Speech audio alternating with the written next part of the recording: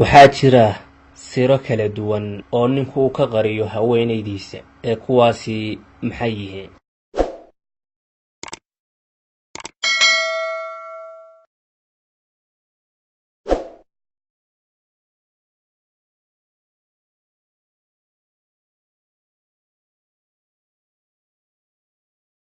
siraha ninka uu ka qariyo haweenaydiisa waxaa ka mid ah si kasta ay u weyn tahay xiriirka saaxiibnimo ee labada nolosha isla wadaagaya ka dhaxeeya waxaa jira arrimo uu ka qariyo ninku xaaskiisa.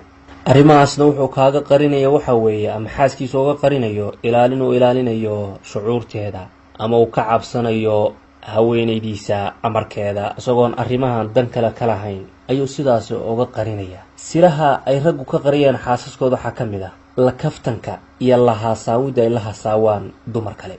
arrinkani shaki la'aan kuma sheegaya ninkaada inuu gabdho kale la hadlo markaad adigu la joogin ama aad arkayn, laakiin wuu sameeyaa arrinkaas. gabdhaha uu la hadlaa ninku, wuu la qoslaa, wuu la kaftamaa. ujeedkiisuna ma ahan adiga inuu ku khiyaamo, ee arrintaas waxaa sababaya jacaylka raggu ay jecel yihiin inay dumar la haasaawaan oo kaliya la hadlaan ayaa ku qasbaysa. ma ka ahan khiyaano adiga uu ku khiyaamayo, sidaasna ha u fahmi.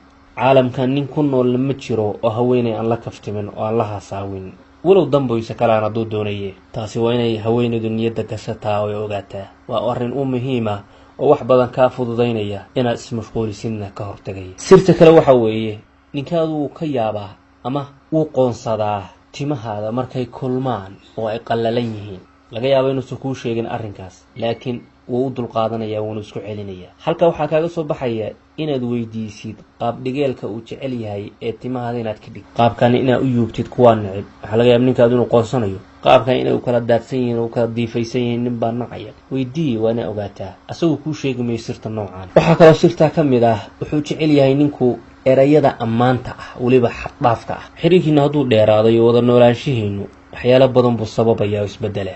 marka wuxuu jecel yahay ninku in kelmado ama erayo ammaan ah ay xaaskiisu ka hor keento, xataa hadday ammaantaa ku xeel dheeraato ee adeegsanayso kelmadaha ay u adeegsanayso waa jecel yahay, laakiin toos kugu sheegi mayo asagu. inta badan raggu waa sidaas. qaarkood waa jiraan inay sheegtaan, laakiin aqlabku sidaasay u samaysan yihiin sida cilmi baaris badan ay tilmaamayso. ninkaadu wuxuu jecel yahay inaad ku dadaashid naftaada iyo quruxdaada si weliba badan oo asaga tiisa sida ugu dadaalaysid ka badan.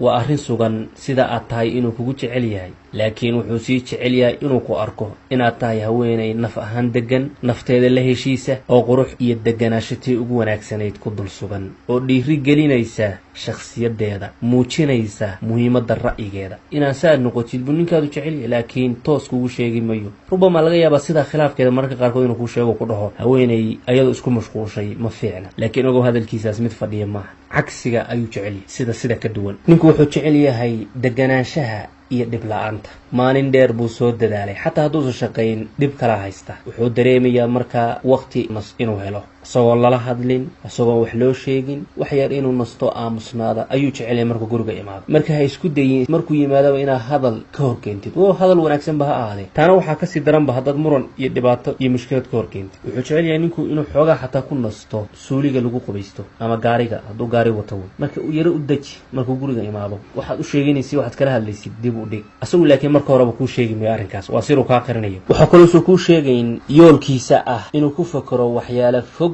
oo markaa aan jirinba. waxaa laga yaabaa inuu suuradaysto inuu xiriir jinsi la sameeyo haweenay kale, ama uu ku fakero inuu guursado waqti ka dambeeyaba. arrinkaasna awoodiisa kuma xirnee doonitaankiisa waa ka baxsan yahay. waxbaa ku dhaleecayn. marka sirtaasi waa mid ka mid a kuwa raggu ay ka qariyaan haweenkooda. ninku waxaa laga yaabaa mararka qaarkood gabadha adiga saaxiibta ah inuu u arko mid adiga kaa qurux badan inay tahay, laakiin arrinkaas kuu sheegi mayo weligiis. waa miduu kaa qarinayo. aad baad ugu mahadsantihiin daawashadiina wacan iyo dhegaysigiina quruxda badan. ha hilmaaminina inaad sii faafisaan. ilaahay idinku abaalmariyo jannatulfirdows.